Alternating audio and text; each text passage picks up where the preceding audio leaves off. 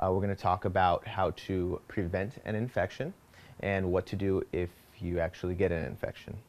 Um, Mainly, it's pretty difficult to actually get an infection as long as you follow your general body piercing aftercare given to you by your body piercer. It's pretty difficult to actually get one. You do want to be cleaning, 2 to 3 times a day, and then mainly you want to make sure that you're not really touching your piercing or moving it around or letting your friends touch it. That's the best way to avoid an infection. Now, if you do get an infection, there are easy ways to help heal it. First thing is that you do not want to remove your jewelry.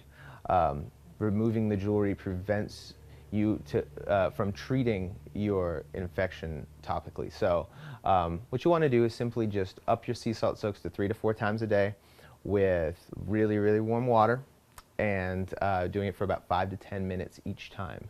And that's how you will extract your infection.